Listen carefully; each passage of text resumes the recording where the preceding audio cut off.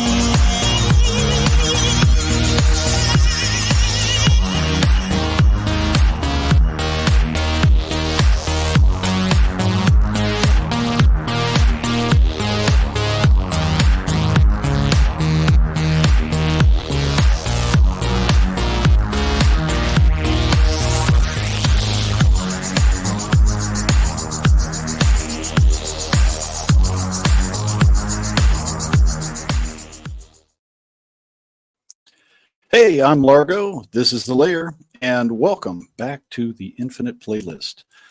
With me always is my cohort, Wilhelm. Hey, buddy. Hey, Jim. Thanks for having me. Thanks for being had. How you doing tonight?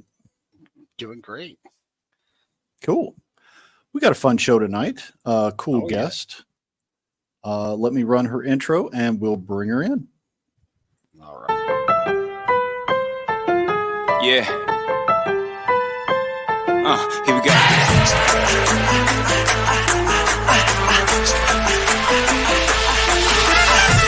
I remember back when I was young and clever and no one knew my name. But nowadays we only talk about the weather and nothing seems to change. Legends, we were all born to be legends. Just a matter of your dreams. Legends, we were all born to be legendary. I got a feeling that there's something that I'm needing. Got a target in my aim. Whoa, what an intro, Largo. That's great. Allison. That was the legendary Allison Troy, the retro toy princess. Hi. Hi, that was pretty freaking epic. And I think that's it's the first guest spot I've done where I had my own elaborate intro. I approve. Cool. Excellent. I think guests should get a good intro. We try. That was epic. I'm impressed. I'm blushing maybe a little bit. Not that you can tell with my light. Yeah. So I guess I have my own channel on YouTube because everyone does now. Welcome to 2024. I do retro coloring book pages and toy history, and with the slant toward toy lines that featured female characters because that was how I got into action figures. So very excellent. Cool. Yeah, love. Yeah, we had the pleasure of getting to know Allison through Oz and his gang over there that do their hangouts on the weekend and really enjoy her commentary and sarcastic wit. So we said, let's see what kind of playlist Allison can bring us. And she has not disappointed. What do you think of the playlist, Will? Oh, some really interesting, very familiar songs and some really surprising ones that, one of which became quite an earworm. It's been just playing in my head over and over again. I can't get enough of it. And we'll have to wait and see which one that is. All right. Well, here is Allison's music dossier. All right. Oh, quick note from management, Jim. Mm-hmm. That is, for the ultimate listening experience, we recommend that you click on the playlist that Jim curated based on Allison's songs. Open that in another tab. Turn the volume down on those songs low enough so you can still hear us talking about them. And listen to them along while you watch the show. It really makes the show that much better. Yeah, in order to get around the copyright deities, we do the playlist separately, and you can simulcast that if you so desire. So, or listen to it separately after the show. So I love the list. Right off the bat, a classic, and some in here that were familiar favorites. Some, I have to admit, were new to me. Excellent. Is this kind of like just your playlist while you're coloring, just random stuff that you pulled up, or are these significant songs to you? Well, I've mentioned a time or two, like as we ran into this, that I was very scientific about this. So what I did was I just made a list of all of the songs I feel are iconic and have sort of made my life. It was 200-300 songs probably. I then went to my Amazon playlist and I pulled up. Luckily, Amazon had just done the Harrier top songs of 2023. So I just went through and crossed out everything that was not on that list. I went to Spotify and did that. YouTube, I don't have YouTube set up where it was as effective, but I was able to eliminate a few more things. And then I just went back and I broke out my old iPod. It took a while to charge it, but then I went through and crossed out anything that wasn't on there except like 10. I got to keep 10 of them because I haven't listened to that iPod in like 10 years. Sure. So that's part of why this list sort of skewers older. But so I did that, and then I just went from there, and I went to Spotify and Amazon, and I went by how many times I played it on both, and got it down to this. And then there are a few I cut because I'm like, that would be embarrassing. I don't want. I'm like, although I will publicly admit to Wilson Phillips, I'm not going to talk through why I love Wilson Phillips. We'll do a special. We'll do a '90s playlist where I'll have to like. It'll be like an AA meeting where it's like, my name is Allison. I love Wilson Phillips. We'll save that fair. And you could always come back another time and do another list. So yeah, we'll do it another time. The '90s, where I have to confess to all of my musical sins of the '90s. That would be fun, actually, because I think we all have that. You know, I was going to say the Bangles and Bananarama would be on my shame list, but I still dig them. Almost. Well, Bangles had the whole Paisley Park thing, though. Like they were that whole underground music of like, not Paisley Park. That's Prince. The Paisley Underground in Los Angeles. They can't. The Beatles are why we have the Bangles. So it's hard. You know, they just have those 2 or 3 pop songs that. Yeah. They've tried to make a comeback now and then, but it's not easy. But speaking of the Beatles, we start right here. Strawberry Fields Forever. Yeah. Very good stuff. Well, and this is probably the earliest song I remember. Like my parent would, I made notes because I'm that person. Plus, I'll digress if I don't. And then Rosanna Dana is funny on Saturday Night Live, not so much when you're trying to be focused. Anyway, my parents were super young. They were teen parents, and they would have, I guess, the term that people use at the time were pop parties. I think that's what you called them. And they would listen to the Beatles, the Rolling Stones, and Strawberry Fields Forever would sort of seep through the walls because obviously, my dad was working his way through college, worked at a 7-Eleven for a lot of that time. So we didn't have the nicest house. It was, little tiny tract house-ish by a military base. So really thin walls. So I could hear everything and I wasn't asleep. But this song would come through and it was very dreamy. And just, like it was like a lullaby. So for me, the Beatles were, like some people talk lullabies.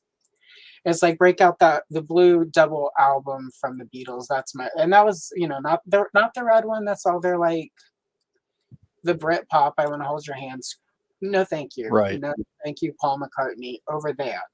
And bring me the Beatles after they did some drugs and got some like interesting things to say. So. Right. I was going to say, here we are. This is late 60s, really deep into their psychedelic phase, really groovy stuff. And this is the kind of Beatles stuff I enjoy. I enjoy the Sgt. Pepper's, everything on that, kind of that era. And this was actually one of those that came from that same recording session that ended up becoming Sgt. Pepper's Lonely Hearts Club Band, that album. This one didn't make that, but it was recorded around the same time. Yeah. It was a song. They were experimenting with backward tracks and, tweaking the speed of some of the tracks. I don't know how they played it live because they did so much engineering, in the Well, studio. yeah, this was around the time though they stopped doing live shows and stated we're not really going to do live shows anymore because it's too hard to reproduce what we're making in a live show setting. I think I don't. This one may have never. And if it was played live, I don't think it was played like. The Obviously, it same couldn't be. way. Yeah, they But I do don't. Right. I think it probably it would have had a different arrangement. Probably. I'm not that This, steeped in Beatles lore to know if it was, but I do know that at one yeah, point they stopped live shows for that reason. I would imagine this probably would not have translated well live because it's so well engineered in the way that it comes across in the recording. You couldn't do it live and really do it justice. It reminds me a lot of some of the experimental stuff that I can't remember his name. The guy from the Beach Boys. He was doing some Brian solo Wilson. stuff. Yes, Yep, Brian Wilson. really, really cool experimental stuff. Yeah, 2 of his songs got cut in favor of Strawberry Fields. Pets. A lot of Pet songs got cut for Strawberry Fields because they're Strawberry. I like the Beach Boys were in college. I discovered other than they had the song on the Sunkist commercial. I remember that, and then there was a horrible cover of California and Kokomo. You get there fast and we'll take it slow. Oh yeah. No, thank you. It sounds like a meth trailer in Florida. Speaking of Florida, anyway. Wilhelm is our resident Florida man. What did you am think a of Strawberry Florida man. Fields? That's right. Well, this song it's all about the early 80s for me in elementary school when I joined chorus because I liked a girl and I tried to be a singer. And my our chorus teacher was a Beatles fanatic. And we would play songs, and this is one of them, and we would sing and practice them, or sometimes just sit around and she would just listen to Beatles music with a bunch of us kids hanging out. Needless to say, I didn't do well in chorus, and I think I quit shortly after. But I did try, and the Beatles, specifically, always has that place in my heart because it reminds me of those days. Cool. This particular song, it took a long time. It wasn't until 1999, but it was inducted into the Grammy Hall of Fame because of its cultural significance. This is something I didn't know until I started researching for this playlist. It's based, the lyrics are based on a childhood memory of John Lennon of a place called Strawberry Field, which was a Salvation Army children's home that was near where he grew up. And Very those are the nice. gates in the image there of Strawberry Fields. Huh. So I little would factoids, things we didn't know. I would guess that the real place probably wasn't as dreamy and cheerful as the song might lead us to believe. No, No. he did not grow up in a very posh area, so Yeah. I would imagine it's pretty rough. Yeah. But love the song, and It's that takes us right into something that there's just no segue. You can't go right from Beatles to Kansas, but you can, 'cause we're I doing did. it anyway because all we are is dust in It's the wind. dust in the wind. It's this. Okay, so this was officially my first favorite song ever as a child. Cool. So much so that my parents bought this record for the full, not just like a 45, like the full dust. It's on Point of Known Return album. I think it was probably the only song it's the only song I remember listening to because later when Carry On Wayward Son, I believe, is on that album too. It makes me sound I think terrible. so. But I didn't recognize that. I mean, it was a song I had recognized sort of as that's familiar. And then I'm like, wait, it's on my Kansas CD that I've got from Columbia Records and Tapes in the 90s when I upgraded all my LPs to CDs. But this is the first record that was purchased for me that was not this Peter Pan story records like Wonder Woman and Superman and or the Disney records, which for me were Peter Pan and Dumbo and Cinderella. This was my first music music album that was purchased for me as a child because I loved that. They turned the radio on and I would just basically drive them crazy asking for Dust in the Wind. So it became a thing Yep. where if it wasn't on the radio, when we get home, you can listen to it, and I would calm down.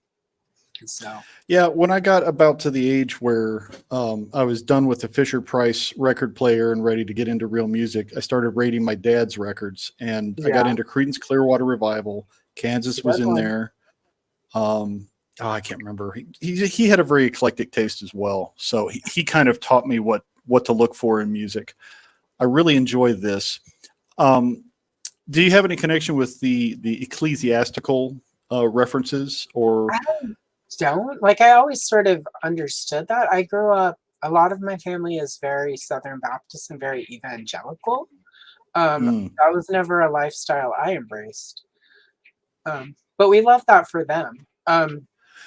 yeah, But I grew I up would assume, Presbyterian, which is kind of like Catholic light. It's half the yeah, calories and half the guilt of half the regular shame. Catholics. Yeah, Like being a Catholic, but not as much. Yeah, like sugar-free Dr. exactly. Pepper. Tastes fattening, Yeah, but it's not. Um, I did. I mean, like I said, I always sort of knew that that was part of it because I grew up around people that were talking about the Bible all the time. I would assume part of why parts of my family didn't get too concerned at this time. I mean, as we'll see in a few minutes, they became concerned shortly thereafter. But I would assume my embracing of popular culture music wasn't as concerning with this song because they probably got the Bible references in it. right. It's also very. I mean, I love this song. It's that guitar solo in the middle of it. Like it's Oh yeah. beautiful. It's epic, but it's also very. I mean, if people say they don't like the song, it tends to be because it's too mainstream for them, or it's too like Yeah. finger quote boring or whatever. And that's I don't care when people find stuff. I find a lot of stuff like don't even talk Yeah, to me about Forrest Gump. No. Um. I I would So say I this get is it. definitely in the category of timeless classic. Yeah. Absolutely. It's an acoustic Yeah. sound when everybody was doing heavy rock Uh, guitar. It's got great lyrics. It's got good vocalization. Yeah. It's just a great Beautiful. song. Mhm. Yeah. So going right from the melodies of Kansas into smack you in the face kiss. yeah. So Strutter. yeah. Kiss. So excuse me. Kiss was obviously the first thing I loved as a child. A little bit before Star Wars came out.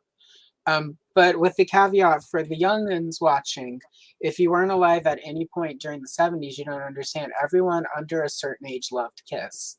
It was the Hmm. ultimate FU to every adult authority figure in the entirety of reality. Because they were just, they were scary. They were knights in Satan's service. The first time, and my parents were fine with it because they were so young. They were probably just happy I didn't want to listen to Debbie Boone.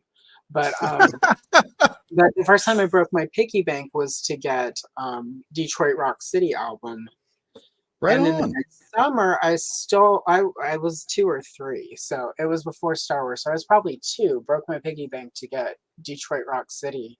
The next summer I went to spend with my grandparents and I basically stole my uncle's double platinum album. And it was because of this song.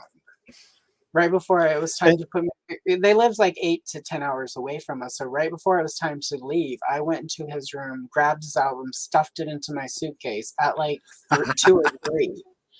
And because the song just, I guess at 2 or 3, I was very much into the concept of confident, seductive women who are in charge of themselves. Go figure.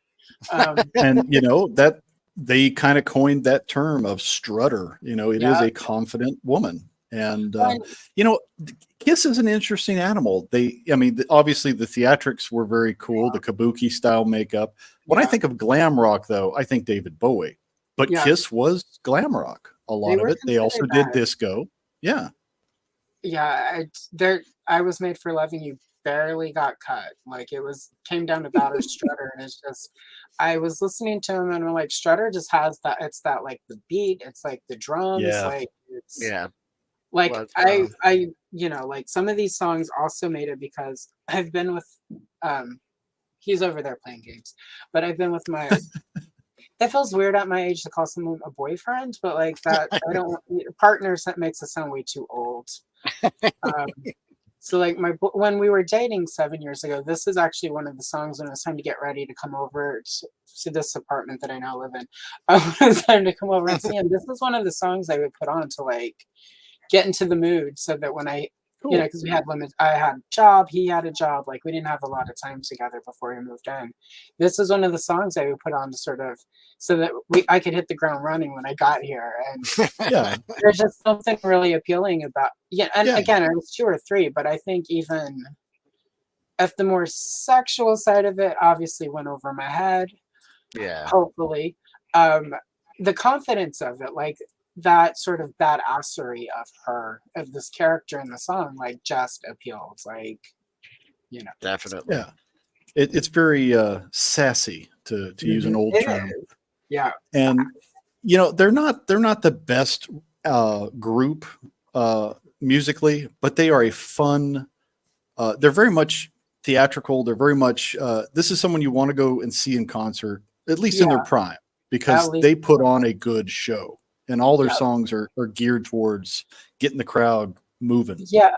Well, and that's the thing, like, from an artistry point of view, from a lyric point of view, from a musician's, like they are, let's say, competent. We'll say competent. Like they're That's fair. competent at that. But what they are really good at doing is putting all of those components together into pop music. So it's, you know, like Yeah. it's heavier than like, God forbid, Debbie Boone. Debbie Boone, if you're watching this, why are you not dead yet? But anyway, I'll have to forgive the shade. Poor Debbie. Poor Debbie. She's just sitting at home eating Hostess cupcakes right now, surfing the internet inadvertently. Here she is. Sorry, Deb. That's it. I Will, apologize. were you a part member of the Kiss Army as a kid? I was not, and you know, it's always surprising to me because Kiss has shown up on several of these playlists. As a matter of fact, I Was Made for Loving You, Baby was the earworm from, I think, Adam's playlist. I couldn't stop listening Yep. to it, Such a great song. and just because I do remember the TV show that they did, and you know, the Kiss dolls when I was a kid I and never stuff got like that. this. And I always thought, you know, that Kiss was just so much more of a sinister band, like just, you know, like heavy metal. And so every time I hear these songs, I've heard the song before, but I just didn't recognize that it was Kiss. So That's it's really fair. interesting to me. I'm constantly surprised at how kind of accessible and pop their music is. Compared Allison, to what I thought it I was. know. Yeah, Kiss is one of the bands that they were masters of merchandising. Do you have any Kiss coloring books? I don't. As far as I know, that I have not been able to find any. I've looked because it's if I could even talk, it boggles my mind that there weren't any made. I didn't have any as a child, and I've looked and have not found any yet. Yeah. I have been dabbling in drawing again and doing actual art, and on my list of like proposals of things that I might make coloring pages of when I start drawing again, I was like, you know, Gene Simmons, Ace Frehley, that might be time. That would be Also, cool. I'm going to quickly throw out for anyone watching. It's on YouTube, or at least it was 2 weeks ago. Who knows YouTube? The Donnas did a really great cover of Strutter for the Detroit Rock City movie. That I usually Okay. don't like covers, but something about sassy punk rock girls doing this song was like, okay, like I'm here for it. So, All right. Well, we'll find that link and we'll put it in the description below when this airs. Yeah, I'm making a note now. Yep. Okay. Yeah. While we're putting stuff out there to the chat, if anybody has seen a Kiss coloring book, let us know. Put it in the notes, Yeah, that would and be fun. we'll track it down. It would be fun. Ace Frehley. Oh yeah. Oh, speaking of, no, just kidding. Speaking of Ace Frehley, This is interesting. I did not know the backstory of this song until I started researching this. But the fact is, this song was written from the point of view of being seduced by an older man. The older man in question being Ann Wilson's boyfriend and band manager. Yeah. Michael Fisher. Yeah. So very interesting. Little saucy. Yeah. A little bit, yeah. Well, I mean, like, it was hard to pick. This entire album, Dreamboat Annie, is on my top 10 of all time albums. Like, if you know, like when people are like, you can only have 10 albums on the island. This is on there. And this is also Yeah. another one of the ones that was a through the wall sort of thing. And it was also at a time where, like, if the entire album wasn't good, you didn't buy it. Somebody would, like Yeah. your friend group, there was a sacrificial person who went down to like Gibson's or whoever your department store was, and they forked out like the $7 or $8, which was a lot of money. Yeah. And they bought it's like for us, we didn't have, downloading songs. We go buy a 45 of a single if you liked a particular song. And hope if the B-side was good and on the album, that was an indication that the whole album might be good. Yeah. Mm-hmm. But so yeah, one of my uncles had this, and of course he would bring it over, or we would be over there. Because in the 70s, you brought your kids to parties if you didn't get a babysitter, and you just let them play in the other room away from the pop party part. Right. And the entire album, like there's so much great music on this album, but this is the one that just, I mean, I am not a good singer. It doesn't stop me at karaoke. Will never stop me at karaoke. And I've done this one once or twice at karaoke to the detriment of the crowd, but you get what you get when you go to karaoke. Yeah, you win some, you lose true. some. And they lose every time they do Magic Man. I do not have the voice. But it's just, this song is literally magic. There's that guitar in the middle. Like, I don't care. I'll fight anyone who disagrees that Nancy Wilson is one of the best guitarists of rock and roll of all time. She does not get the props that she deserves as a guitarist. She's just... That brings up a good point. The rock scene was very male dominated, with the exception of Hart, Joan Jett. There were a couple of other really good female rockers who could hold their own in a concert and in record sales. Hart was definitely at the top of that list. They were, and they, obviously, but if you look at the cover, they kept sort of marketing them more sexy than either of the sisters wanted to be marketed as, which is why they changed record companies like an album and a half after this came out, because they kept... Barracuda is infamously about the marketing the company that released Magic, Dreamboat Annie, how they marketed them. Like Barracuda is about that record exec who did the marketing campaign. Right. They wanted to be taken seriously as musicians, not just eye candy. And they, unfortunately, in the 70s, that was kind of where things were. It was an uphill battle. Look at Runaways, Joan Jett, Lita Ford. Yeah, it was definitely, like you either had to be Joni Mitchell or like Joan Baez, or God, I love Joan Baez the way you love that aunt who just won't stop talking about politics at Thanksgiving. And if the one day you don't want to talk about it, yes, you brought you some cufflinks, you got him cufflinks and diamonds. Yes, we get it, Joan, please, let's just have turkey. But like you could be like Janice Ian, like you could write lovely music like that and be taken seriously as a woman musician, but you couldn't do Heart. No. Right. Like you couldn't do rock and roll.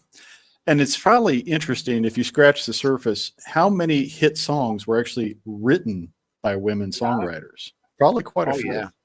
Oh, yeah. Speaking of really interesting, unusual women, Cyndi Lauper. She's so unusual. She is so unusual. And that was... And so, this is mostly significant because this, as you've sort of heard from the story so far, parents were involved or uncles or whatever. Girls just want to have fun. This song specifically, and Cyndi Lauper, this was the first music that was just mine. I heard it on the radio in my bedroom. I was there alone, like playing with Tila and Evelyn or something, or playing with, and the song comes on the radio, and it was love at first chord, however we want to call it. But those first couple of notes are so unique. you know this song in like 2 seconds. And her voice wasn't like anyone else. You know, she has a great voice, but it's also very different. Yes. It wasn't like any other pop music happening. Like I loved the Go-Go's, but like this just was different. My mom liked the Go-Go's, and I'm not saying that as a diss, but for me, the Go-Go's were like my mom liked them. They were very And- Valley Girl, which is Yeah, not and bad. It's just different. I came to love the Go-Go's. Cindy was definitely her own. She was her own style, And I was artistically, the way she dressed, her Yeah. look. You know, And I was such a weird little kid. My uncle was like an aspiring. He was super like he would today would identify as queer, not some, but at the time it was like gay. That was his moniker. You know, he ran away to New York to be a big actor and stuff. And of course, came home and gave me Rocky Horror. Like, here, take this album. You'll love it. I did. I was. it is 10, good. But like she would very much fit sort of what was happening. Like I felt like this weird, strange kid because I liked all these toys when I should have just been sticking to the Strawberry Shortcake and Barbie or what, you know, like whatever, you know, the rules were. And this was for me, and I felt like she's weird. Like she's so unusual. I felt really unusual at the age, and it was just perfect. Like, Yeah, and the that whole was the album, perfect name for this album because the whole album yeah. celebrates female empowerment, having fun, it's okay to be girly sometimes, and it's okay to, you know, curb stomp a jerk if you need to. Yeah, and So- it was so- pop music. It was new wave. It was like Yeah. beyond new wave. It also had like 60s vibe. It was just a little. It was like everything. It was different. Like I loved it. Like epic. And I So, think she's only improved with age. Some of her later stuff that she's Oh, done, yeah. whether they be covers of classic songs or some of her other original pieces she's done as duets with other people, she's still good today. She had an album a few years. I say a few. It's been about 10 years, 10, 15 years now. A few years back changes after a certain age, but Take It to the Brink, and it was full of sort of more dancing music, but it's still like her voice is still there, the music is still there. I listened to that like for like a month or two. It was like being 10 again and getting a brand new album, listening to it from start to finish over and just started again. She has there's an artistry to her that like I don't think many female artists of the time had. Yes, Very Madonna, unique. side eye at you. I love Madonna. She did. but Yeah, Madonna was very, what's the word? calculated. There was- and pop culture ready. Yes, there was a team behind making her what she was, whereas Cyndi Lauper was very much an independent. Yeah. Will, did you get into Cyndi Lauper? Was she on your playlist as a kid? Yeah, and you know, I just walked around telling all my friends how much of a big fan I was of her, you know, despite now, of course, I loved watching it. It came on MTV all the time, but you know, Oh, if my yeah. brother walked in the room, I'd be like, what's this? You know, but yeah, always puts a smile on my face. I love this video. Watching it again was just like a trip down memory lane. Absolutely love her. It's funny how many guys who are really into like the hair metal bands also love this, but wouldn't admit to their friends they actually listen to this kind of stuff. Well, It's she like, hung out with all the wrestlers. Like she got a lot of cred that nobody wanted to admit because she was running around with all these wrestlers before wrestling was really cool. Like she, Captain you know, Lou Albano, she had him in at least one of her He videos, and they played were her friends. dad in She's in like this 3 video, different yeah. videos. Yeah. He was her dad in like 3 different videos. I Yeah. for sure at least 2 of Uh-huh. them, but I think 3. So Very cool.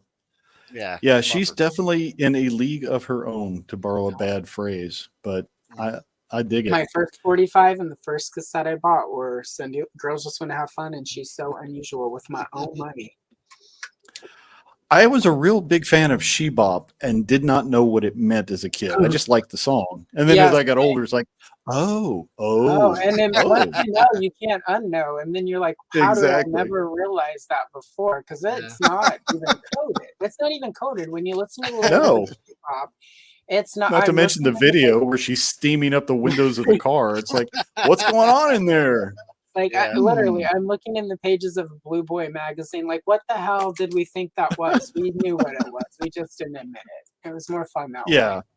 That's right up there with Kiss's Love Gun. I didn't know what a love gun was. I just liked Kiss when I was a kid. Yeah, right. Come Anyway, on, you guys. Blue Highway takes kind of the higher road. Yeah. It's definitely a much more serious song Yeah. where I think we see a more introspective side to Billy Idol. He was Yeah. really promoted for, you know, hard rock, rebel Yeah. yell, all that kind of stuff. White Wedding. He had some depth. He Unless did. you listen to all of his stuff, you wouldn't know. This is a great example of that. Yeah, well, it's funny because like when the album for Rebel, it's on Rebel Yell. When it first came out, I was like, Rebel Yell was fine. My mom liked Rebel Yell. She bought the album. I bought the cassette, and I bought it for Dancing with Myself and Eyes Without a Face. Yeah. Blue Highway was on there, but I don't know, like 1980. I would have got it like in '84. I think that's when those songs, like Cyndi Lauper, I bought the tape, and then suddenly music was it. And Yeah. toys became secondary. And I heard this song and I liked it, but I was still too much of a child at the time to get it. Like, Yeah. Eyes Without a Face, Dancing with Myself, all the other songs, Rebel Yell, even like you can get that as a 10-year-old because it's really just Yeah. right there. This is really Yeah. subtle. It wasn't until like in my 20s when I was replacing all of my cassettes with CDs that I heard it and I really got it. And then of course I forget, it wasn't, I don't think it was ever released as a full single. Yeah, it never got single release. It didn't get a lot of airplay. It didn't, Unless and you it bought was, the album, you may not know this song existed. and that was the only way. And so, but in my 20s, I rediscovered it, really dug it. It ended up, I had one of those CD players that would play like 20 CDs because that's what we Oh, did yeah. in the 90s. Oh yeah. You were in Colombia, you bought and BMG, you bought like 20 CDs for a penny. You had to play 20 CDs. And I would go through every night before I went to bed and program in, take an hour to go to bed so I could program which songs I liked. And I would program this and then forgot about it. And then a couple of years back, American Horror Story 1984 featured this at the end of an Oh. episode. And I had one of those deja vus with the song where I was like, oh Yeah. my God. And then all Was that the one with Lady Gaga in it? Yep. No, that was Okay. no the Lady No, that's a Gaga different one. is important later. But yeah, we'll talk Okay. about Lady Gaga and American Horror Story. That was the one set in 1984 with the serial killers at a summer camp.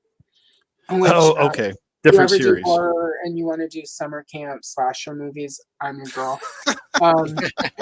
But so I really love that. But this played at the end of an episode where like Richard Ramirez and like the summer camp slasher character are escaping together, and it gave me this like intense deja vu where it's like all these memories of my 20s, and then of course the intent, like the visceral thing that music does to you, where you can like Really does. smell Yeah. the air. And I was just like, oh my Mhm. God. So I went and I had bought it. Of course, it was a few years ago. So I bought it digitally from Amazon because all my CDs are in storage. And when I ripped them, I ripped Rebel Yell. The typical stuff. I didn't rip Blue Highway. So I just went and bought it digitally on Amazon. Downloaded it though, because Amazon's not going to keep my records if they ever take them away. But it was just visceral. I suddenly, like, I could remember being 10 and the way the air tasted when I heard the song. Yeah. I remember That's so cool. Yeah. being half asleep, waking up in the middle of the night, like, like in my 20s, like in that crappy apartment, like I watching love the those shadows on the moments. roof, listening to Yeah. the song. So, like, it was intense. So, Oh, yeah. this is my favorite Billy Idol song. So. It's a good one. I definitely appreciate it. This is one I was not as familiar with. I know I've heard it, but it wasn't one I'd given a lot of thought to. Right? I didn't realize that one of the main singers who created Shakespeare's Sister came from Bananarama. I was like, I didn't connect it. Yeah. I believe wasn't she? No, she was not the one who was married to the other half of the Eurythmics. It was the other member of Bananarama, I think. I could be wrong. One of the Bananarama ladies was for a while married to Dave Stewart of the Eurythmics. So yeah. Which kind of makes sense because I would say Shakespeare's Sister has a similar flavor to some of the Eurythmics kind of sound. Is that fair? Yeah, I think so. Yeah, I mean, if if it wasn't them that was married, it's like she hung out enough with him that some of the Yeah, musicality. Because I love Bananarama, but it's literally just three women singing at the same time, and I'm yeah. like, let's just hope it works for the song. It doesn't always work. Bananarama was very much bubblegum pop, whereas this is much more. It has more depth, definitely. It's also Ironically, very emo at yeah, a time where like yeah. it was sort of that in Emo's a good between word. time. It was at the end of sort of 80s pop hair metal right before like Nirvana hit. So it was just like the sweet spot where it's like a lot of different types of music was happening. Like this is very emo, very goth, like but I not was gonna sort say of it was kind of goth before goth because yeah, it goth was like really wasn't big yet. it was like they had taken some notes from Susie Sue and the Banshees and they were like, oh, we watched this Catwoman. Let's just, and the other girl, Marcella Detroit, is the backup singer on Eric Clapton's Lay Down Sally. So, like, she's got, Is that right? Nice. Okay. yeah. And so she's got chops also in the music industry. So it was Oh, like, yeah. you've got half of, a third of Bananarama, you've got one of Eric Clapton's, and her normal music is way more obviously Eric Clapton blues rock inspired. So it's like you have them coming together doing this music that's really different. Like we call it pop, Yeah, but it's not quite. It's not I, quite. I'd almost yeah I want to say almost like rock opera ish. Yeah, It's it's just very It it's was, yeah. dramatic. high Mhm. themed. I didn't know until I looked into this. I say that a lot because Yeah. I do kind of try to research the trivia. This song was inspired by a 1953 sci-fi B movie called Catwoman on the Moon and of the moon, and she is actually singing to an Earthling, hoping he gets home someday. And Yeah. it's like, well, that's so cool. Have you seen the? So Did you watch the music video? I did. I And did. I really like it. Like when It Siobhan shows up in her sequin outfit. Yes. Oh my like, God. I've already made it known that when I die, that I want them to will my body in that sequin outfit. Like, Yeah. and That whole part of I the need to be video posed is like just that, by the eyes Yep. wide open, smile on my face, Jokerize me on the way out. And so- Sweet. So just as an aside for B movie buffs, this is the poster card for Catwomen of the Moon. It was very cheesy, but a fun watch. Catwomen in black leotards as moon women, and hijinks will ensue. So Their check it out original, sometime. their original intention was the entire album was going to be like a rock opera about this movie, and it ended up only being like "Stay," and then there's a song called "Catwoman from the Moon." So, like two songs ended up. The rest of it didn't quite work. I believe this movie may also be one of those public domain movies because they misfiled the copyright. Because at one Oh, point, one of my first YouTube plans was I was going to take this movie, cut it up into videos for all of the songs from that Shakespeare's, and then I uploaded the first one. YouTube was like, some of this you can't put, and they removed all the parts I couldn't, and it was like the whole song was gone, but the movie was there. So it's like, well, that this reminded me of another one of those kind of movies that was redone as a parody. Amazon Women on the Moon. Yeah, Did you ever see yeah, that? that would have been one of the. I don't know Yeah, if it used from this film, but I think it did. It's very similar. there was a sequence that felt similar. There are a couple different movies that drew from. Obviously, the Yeah. title is a play on it. Yeah, Carrie Fisher's in that, so of course I've seen it. Yeah. Nice. She's in. Well, I one of these think days, maybe we'll get together and talk cheesy B movies because that'd be Yeah. fun. I yeah, that's can always talk a good that too. So moving on, Sheryl Crow, "Run, Baby, Run." Yeah, Another. This one is I love songs that tell a story, and this one tells a very specific story of a young woman born in the early '60s, literally on the day that Aldous Huxley died, as which is Sheryl Crow infamous for talks other about. reasons. It Because is. Aldous Huxley died the same day that Kennedy was assassinated, and Yep. the death of Aldous Huxley was. We're not going to say forgotten, but it was similar to the day that Overshadowed. it was like when Farrah Fawcett died, and then 2 hours later, Michael Jackson shuffled off. It's like, thanks, Yeah. Michael. Thanks. Yeah. But yeah, this is sort of where like obviously with the Shakespeare sister, and in high school, I discovered Concrete Blonde. Concrete Blonde was almost on this list, and then it got cut because it didn't have quite enough replays. But it was sort of with Concrete Blonde in like 1990, even though I was doing Wilson Phillips. Concrete Blonde sort of hit, and they were different. And it was Joey, which kind of became a pop song-ish. But I got the album, and it was different.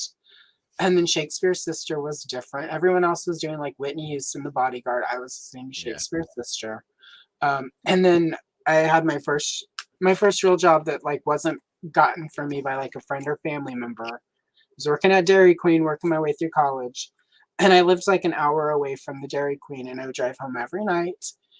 And like in the middle of the night, you know, on the radio station driving through, I lived in Louisiana. It was the Bayou. I was driving It's through, wonderful. like, yeah, and this, you know, in the middle of the night, they don't actually always tell you what the songs are. You just hear a song, hope you hear it again. And the song came on, and it just from beginning to end, like the lyrics just hit. And I'd already heard Leaving Las Vegas, so I was aware of. I knew who sang that one, and I don't know now why I didn't, because Sheryl Crow's voice is very distinctive. Oh, of course. Yeah. Yes. I'm not sure why I didn't put two and two together then, but I didn't, and I heard it that Although one time. when she first came out, I did confuse her with Alanis Morissette. Yeah, there 'Cause, was a some of their little bit stuff's of that. similar, True. but Yeah. I'm surprised that she didn't end up on your playlist. Was she one that didn't make the cut? She didn't make the cut, and she didn't make the cut, not for her early, like, you know, I've seen Alanis Morissette in concert a couple times, most of it earlier in her career, for sort of the songs everyone expects.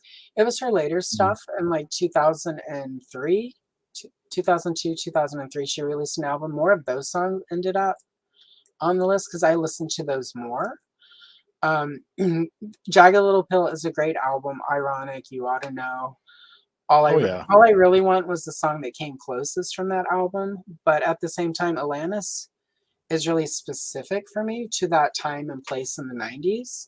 And I don't re-listen to that stuff as much because I'm not, despite what you might think, there's a difference for me between loving nostalgia and sort of nostalgia toys, and then reveling in the nostalgia of my 20s. My 20s weren't, nobody's 20s are great. Anyone who says otherwise is a liar. That's true. But I've done enough therapy that I know my 20s weren't great. So I don't necessarily relive things super specific to my 20s because I've reached a point where it's not pleasant always.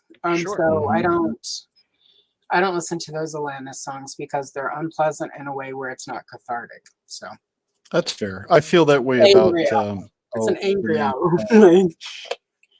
album. Dio. My ex-wife loved some of her music, and I always associate, and so I can't listen to her anymore. But Sheryl Crow, I like for more bluesy stuff that she does. I like Sheryl that Crow, sound. She really I hate making this comparison because they're polarizing, but it's almost like the Eagles, where it was country, it was sort of rock and roll, it was like folk music. Sheryl Crow has way more of the blues than the Eagles ever did. It helps that her father is a jazz musician. There's literally a song on the album about her laying, and again, probably why I connected with Sheryl Crow when I bought that. And that was the part of the story I forgot. When I bought the album after All I Want to Do hit big because you could not escape it, and I loved that song. But I put the CD on. The first song is this one. I'm like, oh my god, it's that song. But that whole album is one of the ones I get every anniversary edition of this album that comes out. But she's got the one song on here, about like being a kid laying awake up in her room listening to her dad and all his friends play jazz down in the living room, like while they have, you know, like these jobs to like pay the bills while they really want to be doing their jazz. And that, of course, that resonates. Yeah. Kind of reminds me, not musically, but as far as growing up in a musical family, Norah Jones. Norah Jones comes from a family that has a lot of creative musicians, and she had some heavy shoes to try to fill when she decided to go off and do her own thing. Yeah. Another one that I really appreciate. She's got a really cool style, and I like it when she does classic blues or her takes on some classic songs. Well, But she also has that like distinctive voice. Like Yeah. she's one of those people where she sings, you like that's her. Like it's not. oh You're yeah, not gonna mistake her for somebody else. You're like that's yeah. Yeah, she that's almost made fair. this list too, just not enough replays. All right. Well, maybe on the next playlist, we'll Yeah, see. yeah, we'll see. Oh, here we go. This is one I am familiar with. Liz Phair. Yeah, It's one of those songs. It's definitely it's very girly. It's very sing songy. It's it's very very sweet. And it's then you still listen to the bridge, lyrics, and it's right? like, holy crap! Well, You got actually, away with this in the '90s. It's like yeah, cool. it's whoa. Well, and add to that, she sells the bridge from Under the Rainbow. Like next time you listen to Yeah. this song, I dare you to go, where troubles melt like lemon drops, away above the chimney tops. And then you complete it every time I see your face. So like Yeah. once that clicked to my head, because I got that almost immediately when I You heard that, know, I did and it not get clicked. that until you just said it, and now Yeah, it and clicks. now you'll go Yes. back and yeah, Oh, I listened to this It's such several times because I was trying I to get all the I lyrics, bet and you did, you dirty old man. right. No, no, and as a matter of fact, my it's favorite, so the juxtaposition of her sweet Yeah, sing-songy sound yeah, and the yeah, lyrics are very graphic. when it's and that's sort of what it's for me. It's with Cheryl Crow, what started was like Run Baby Run is a very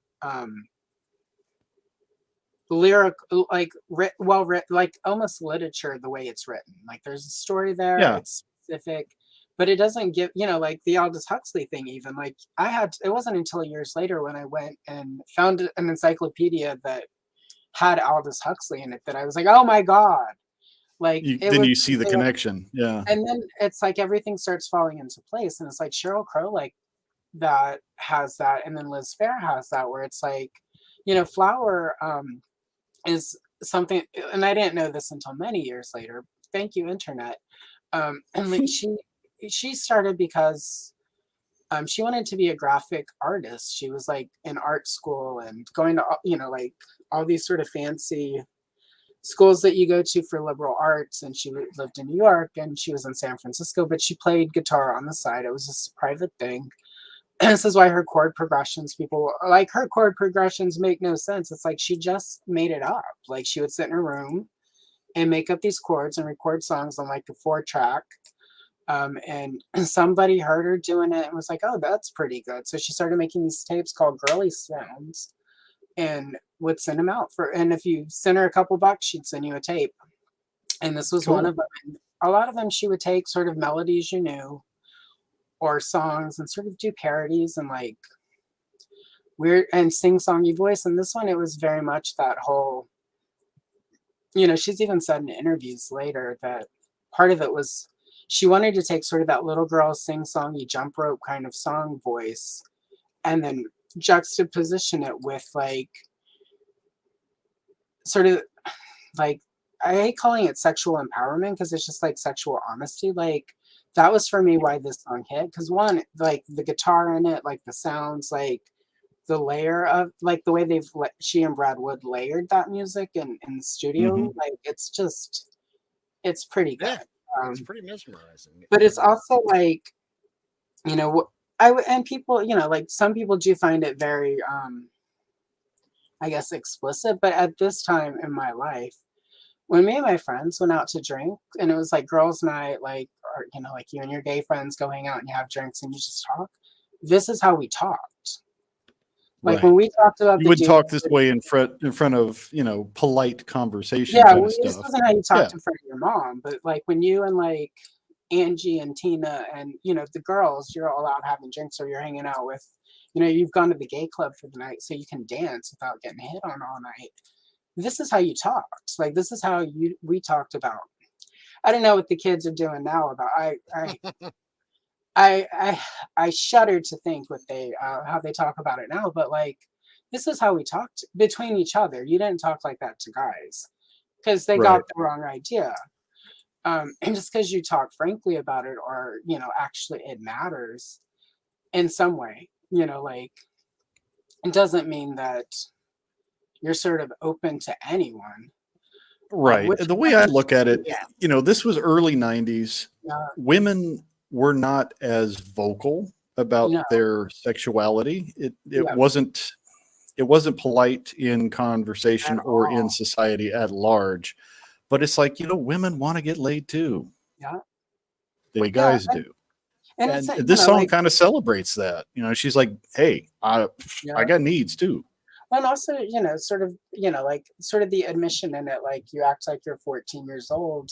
Everything you say is so obnoxious, funny, true, and mean. Like, which leads into sort of one of the infamous lyrics. But at the same time, she's basically admitting, like, half the time, like the dudes we wanna, especially in your 20s, the dudes you want to get with are just kind of losers. And to all the losers Yeah, I got with in my 20s, you're losers, Carl. Come on. All you Carls, you're all losers. You know it. It's all right. You're better now. You're old. But yeah. It takes every us a little time longer to mature than women. Yeah, I, I was a jerk in my 20s. That's for sure. we're all jerks. See, that's one of the myths. It's not that women mature faster. It's that we fake it faster. And so, Oh, I did not know that. yeah, no, we're just as big of. That's why everyone has that crazy girlfriend story from their 20. Like, oh, I dated this crazy. It's like we're all a little crazy. Some of us are just better about keeping it Sure. together. That's I don't know, that's a cool. single friend I have that hasn't at least once in our 20s like called me at 3 a.m. Oh my god, he called and we talked for 10 minutes and then relays the entire fucking conversation. I apologize for the F-bomb. We're talking It's Liz okay. Fair. It's not to get a little R-rated. And would relate the entire conversation. What do you think all of that meant? And I'm like, it means that you're crazy because I'm trying to sleep. We can do this tomorrow at happy hour over drinks, and then I will share my crazy. But right now, let's sleep. And so, Fair. yeah, I I mean, think, guys, we have like our what we call locker room humor, but it's like girls yeah, have the equivalent. We just, don't talk about it. we just Yeah. keep, Will, what did you think of Liz Fair? I know this was definitely not Yeah, one I told that's in you your normal playlist. I'd Yeah. never heard of her. I had no idea who she was. It surprises me that she existed, in the '90s, and I never heard of it. Because this would be right up my alley at that age. And I listened to it several times, and I listened to a couple of her other songs as well. yeah. Um, just because that one is unique in the way it's arranged and everything. So, yeah, really interesting. And my favorite line from the song, I did write it down because, and it's not R rated, Not the but one it you're was the thinking. it was the you're probably shy and introspective, but that's not part of Mm. my My objective. objective, And yeah. yeah, I really like that part. And Yeah. I like the rest of it as well, but that part just got me. If you're One thing gonna, I didn't know and would not have picked up on is the fact that she wrote this album as a how would you say? Um, it's kind of a parallel to a Rolling yeah. Stones album from the 70s, Well, it's Exile on Main interesting. Street. Got like some places like sort of. I think what I find interesting when I go back and reread some of it because at the time I would buy any magazine that talked about Liz Fair. I would buy. I was that fan. I was the fan who met with other fans on the internet, like in 1998, 99. We all went to Chicago and went to like the bar where this picture was taken for the cover. Like she just got into a photo booth and like flashed it. That's the album cover. So we all went and took pictures in that photo booth. Um, Nice. like that was we drove by her parents' house. We didn't stop because we weren't that creepy of a fan, but we drove by the we parked across the street. We sat in the car, and we all sort of looked at it, and we all sort of had that thought, like, this is where the line between being creepy fans and being respectful fans is Yeah. crossed. And drive the car before one of us gets out of the car, and then we're all over in that house, like Yeah. trying to find her bedroom. Um, So but would it, you say she was one of the artists that when you listen to it, you're just kind of like, yeah, she's saying the things I don't usually say, but I that totally get it. yes and no. Like, so when she, so it sort of ties, obviously, it all ties into Carrie Fisher. Mm. Princess Leia was a thing, like as a childhood.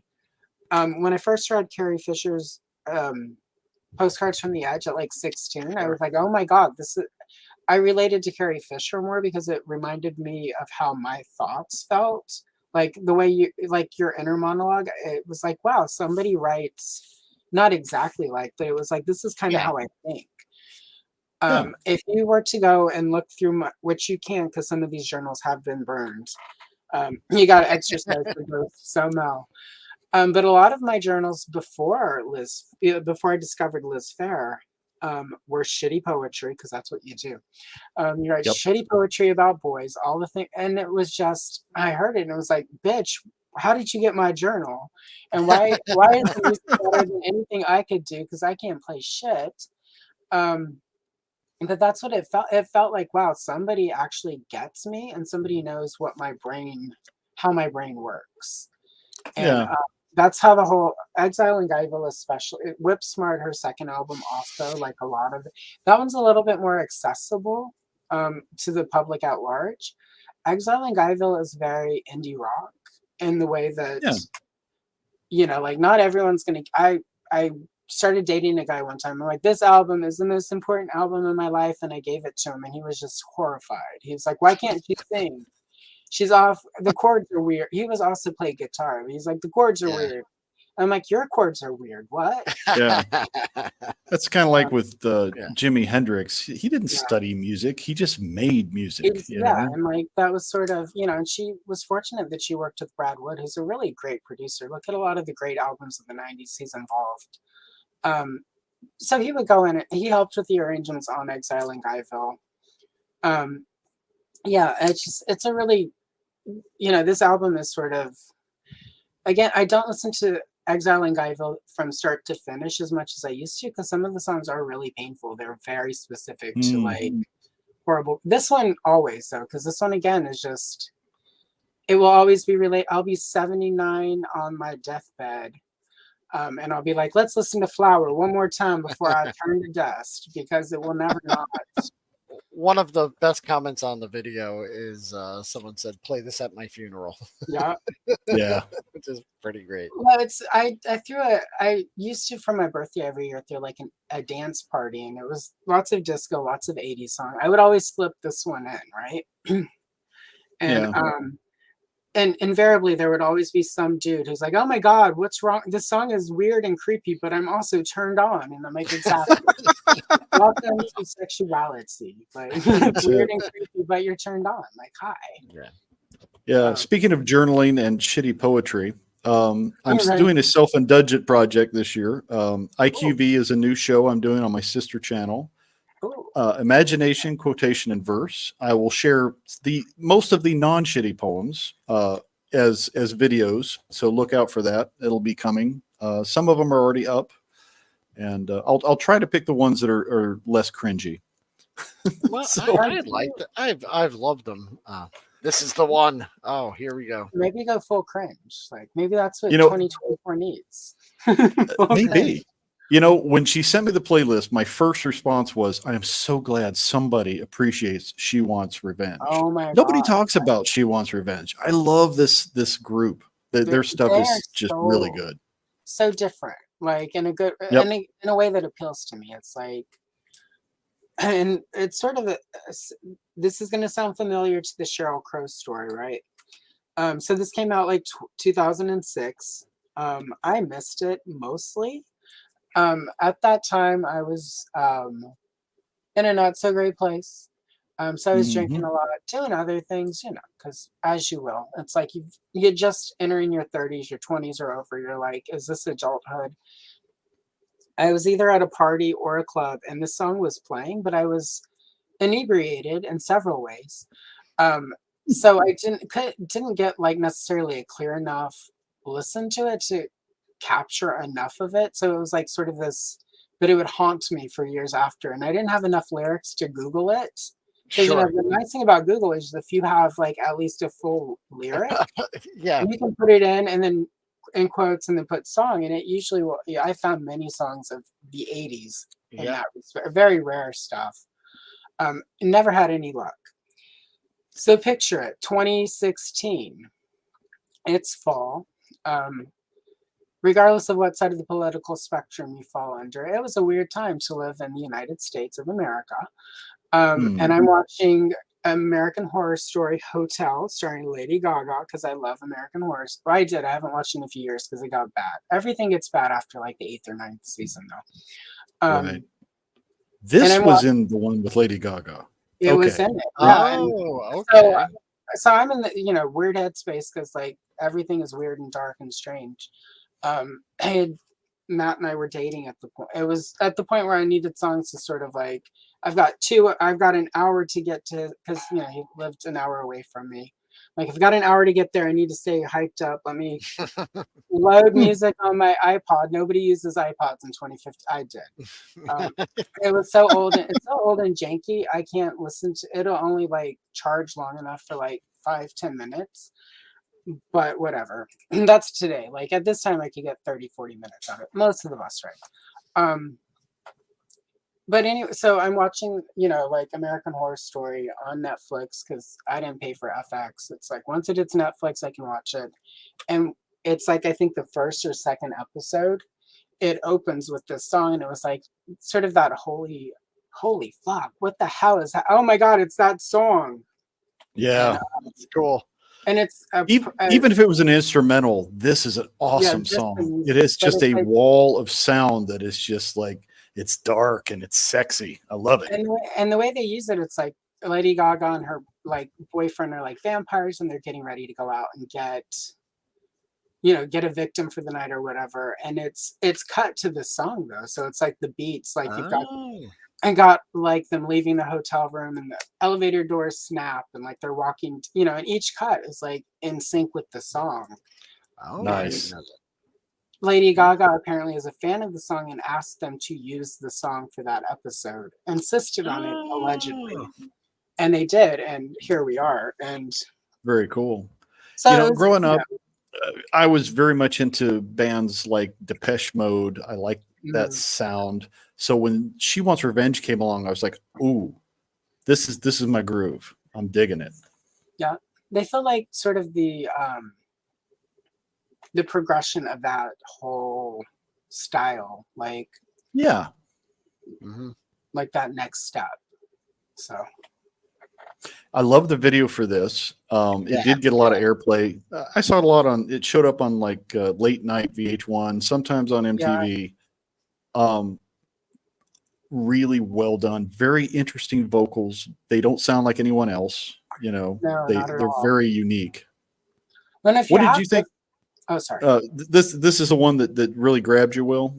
Yeah, that's right. Yeah. I've watched this several times, and like I said, it's playing in my head right now. I'm listening to it. Just it's an earworm, man. It really it just lives in my head, and I love the vocals. I love the video. Everything about this song was just a delight to me. Cool. What were you saying, Allison? Oh, if you're half listening to it, like the way he vocalizes it sounds off almost. You have to actually listen to him. Like if you're not listening to the, and that was kind of why it haunted me because it's off. It feels like almost like the lyrics are kind of rushed, like they don't quite match the sync. Like through water, or like it's like when you have those dreams where it's like you can't actually hear anything, but everything is like muffled, like Charlie Brown Teacher in Hell almost. Like if you're not actually paying attention, it almost feels like that. And it's just, which is probably part of why I didn't get full lyrics plus Substances. Thank you, Substances, for helping me survive, but not so much now. Better living through chemistry. Yeah, exactly. Yes. But yeah, like if you're not quite listening to it, it can be a little off-putting. And that's one of the things I love. Like I love music where it's like it's not for everyone. So if you like She Wants Revenge, do you like Cake? I adore Cake. They bumped Cake basically. It was either okay. I was going to say they kind of live in the same neighborhood. Cake or She Wants Revenge, and She Wants Revenge had been played 7 more times in 2023 than Cake. So, very close. Yeah, it was like the Hunger Games or something. Well, that is an excellent playlist, and I'm picking up what you're putting down. I'm digging it. You got to come back. We got to do more songs because obviously we have a lot of songs that we enjoy in common. Oh yeah. Like we'll do, That's cool. let's find time to do like 70s, 80s, 90s. Like let's just break it down by decade, and because I like some weird shit. So We do too. And that's the stuff that's the stuff that we love. Yep. Yeah. Like our buddy Chad says, it's like, you like stuff, I like stuff. Let's like stuff together. Exactly. So sometime in the very near future, Allison will be doing a remix of sorts with Let me us. know. Allison, do you have anything coming up you want to plug before we wrap up? Not, I mean, other than I'm through March, because I overdid it with making coloring shorts for daily shorts. So I'll be doing daily shorts through March just so I can burn off my backlog, because they need to get off my phone. But yeah, I do a live stream almost every Sunday at 11 a.m. Pacific Standard Time. And I have different guests every week. Sometimes 22 people, sometimes people from Hasbro. Just that one time, but it was significant that somebody from Hasbro hung out, and we didn't get to talk toys because, you know, non-disclosure stuff. We didn't get to talk toys they work on right now. We could talk about vintage Star Wars, but we couldn't really. I couldn't be like, so what are we getting in the vintage collection? But well, speaking of vintage, we also do a Sunday show called the 1-8 Team over on Wilhelm's. Yeah, and we'd love to talk some Star Wars with you sometime. Definitely. I'm in the YouTube algorithm now, so just we make it work at all times. I was gonna say maybe we could start over there and go right into the 1-8 team, because I think what time is it? I think we go at the same time. I don't think so, right? I think she goes a little earlier. Yeah. Oh, okay. Yeah. Time zones screw me up. After Ken, when Ken does do live streams, but before everyone else they do live streams. I was strategic. Nobody's going to come if I'm competing. We totally guilt tripped Ken into starting his TKOs back up. So I feel no shame for that because I enjoy those. Well, I'm glad you say that, because I have an idea that I was like, I don't want to do this on my channel because that's too much work. So I'm gonna in the morning ping Ken and be like, hey, I've got an idea for TKO sometime. Let's do it. So yeah, that's great. Right. Well, thank you, Allison. So we appreciate. Yeah. Thank you. Go ahead, Will. No, I was going to just say thank you. It was a wonderful playlist, and you introduced me to some very unique and interesting songs that I've never heard before. So thank you for that. And I didn't try to get you to listen to new music. It's old music with you. So that you don't have that whole music today sucks. It's like, this is old music. It's safe. This is true. All right. Well, we're going to sign off. Everyone at home, thank you so much for watching and listening. If you're listening to the music over on the playlists in the description below, and we will see you in the very near future. Allison, if you will hang out in the green room, we'll continue to BS and we'll make some plans for when we'll have you back on. Excellent. Sounds good. Thank you. Anything else, Will? Or nope. Bye. Aren't you a little short for a stormtrooper? We gon' break up, then we make up. Act like we're gonna be friends.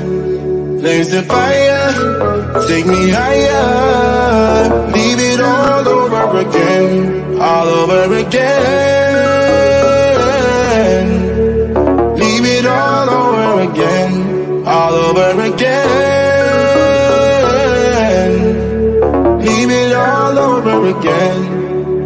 We gon' break up, then we make up. Act like we're gonna be friends. There's the fire, take me higher.